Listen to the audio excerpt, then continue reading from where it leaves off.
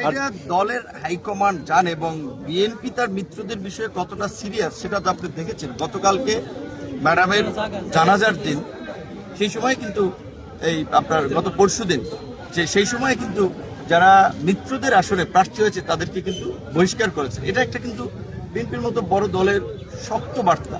এবং আমি দেখেছি আরো চাঁদপুরে অনেক জায়গায় উপজেলা কমিটিও ভেঙে দিয়েছে। তো এখন বিএনপির সাথে যেহেতু আমরাও অনেক স্বার্থ বিসর্জন দিয়েই কার্যত একটা অ্যালায়েন্স করেছি, এতে বিএনপির এই পূর্ণাঙ্গ সাপোর্টটুকু আমরা প্রত্যাশা করবো। এবং এটা যদি না হয় তাহলে বিএনপি তো বিব্রত হবে, জাতীয় পর্যায়ে একটা নেতিবাচক বার্তা যাবে যে দেখেন বিএনপি গণ অধিকার পরিষদের সভাপতির আসন ছেড়ে দিয়েছে, আবার তাদের দলের আরেকজনকে স্বতন্ত্র হিসেবে দাঁড় করিয়ে দিয়েছে। এটা তো বিএনপির নেতা কর্মীদের জন্য একটা নেগেটিভ ইমেজ হবে। এবং আশা করি যে বিএনপির শীর্ষ নেতৃবৃন্দ আমাকে এটা আশ্বস্ত করেছেন যে যেভাবেই হোক দলীয় নেতা কর্মীরা আমার পক্ষে কাজ করবেন, আর যারা করবেন না সেটা তৃণমূল লেভেল হলে তাদের বিরুদ্ধে তারা শাস্তিমূলক পদক্ষেপ নেবেন। আমি মনে করি যে যারা দলের আদর্শকে ধারণ করে দলের প্রতি অনুগত, তারা তো অবশ্যই দলের সিদ্ধান্ত মেনে আমার সাথে কাজ করবেন। আর যারা কাজ করবেন না তাদের বিরুদ্ধে দলীয় অ্যাকশন বিএনপি শুরু করেছে, সামনেও হয়তো এটা অব্যাহত থাকবে। না হলে তো বিএনপির আরও সমস্যা হবে যে তাদের নিজস্ব যে সমস্ত জায়গায় মনোনয়ন দিয়েছে সেখানেও কিন্তু একাধিক প্রার্থী অনেক জায়গায় হয়ে গেছে। কাজে এটি একটু বড় দলের এই মুহূর্তে শৃঙ্খলা রক্ষা করার জন্য তো তারা পদক্ষেপ নেবেন। এবং আগামীতে যদি